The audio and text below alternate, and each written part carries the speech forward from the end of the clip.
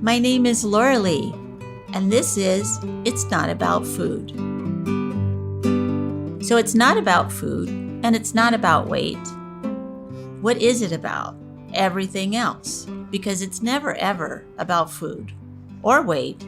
Never ever, not even one time, not ever, ever, ever.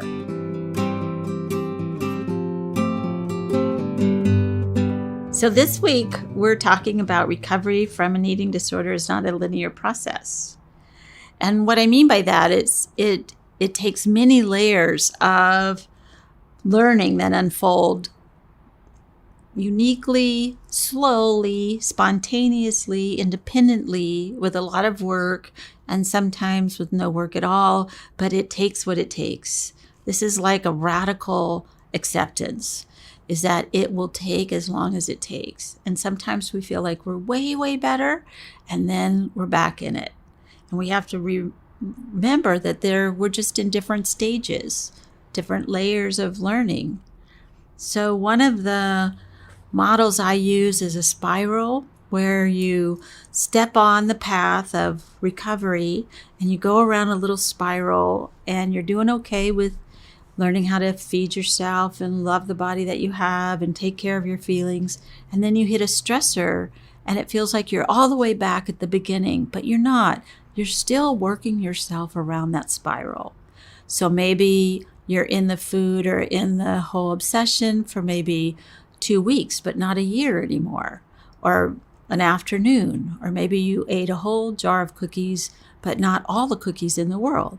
And you just work yourself around that little spiral. And the other model we use is like the mountain, is that we just sort of go up this top of the mountain, and sometimes we take a wrong turn and we're in a forest that we can't see through and don't know where we're going.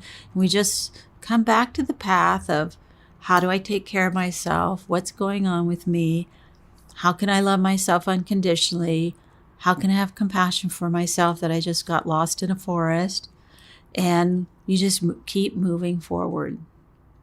Now, the part at the very top is this place that we call the most difficult place.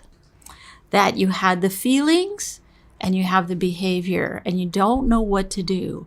You know the behavior is not going to help, but you don't know what else to do.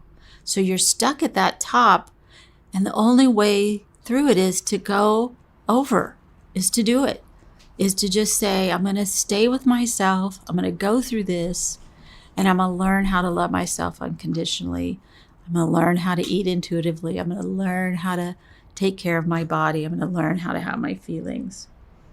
So that top of the mountain, it can be very frustrating and it can feel like you're never going to get better, but you are. Every time you get to that place where you have the feelings and you have the behavior, is another chance for you to work yourself through them.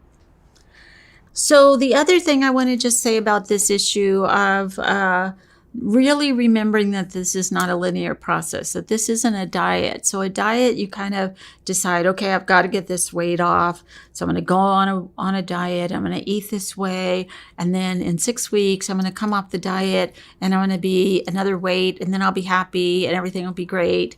And this is not that. This isn't anything like that. That's a diet. This is not a diet. This doesn't have anything to do with a diet. And that actually through this process, some people might stay exactly the same as when they started their recovery. Some people might gain weight and some people might lose weight. But you won't reach your natural weight until you're through and your body can adjust and you don't really even care about your weight anymore. You're so sort of in your consciousness of loving yourself and being okay with your food and taking care of yourself, that's not the important part anymore. It's hard to believe, I know, for some people that would be happening, but it does happen. Thank you for listening. And be sure and follow me on Patreon, Instagram, Twitter, Facebook, and itsnotaboutfood.com. Thanks.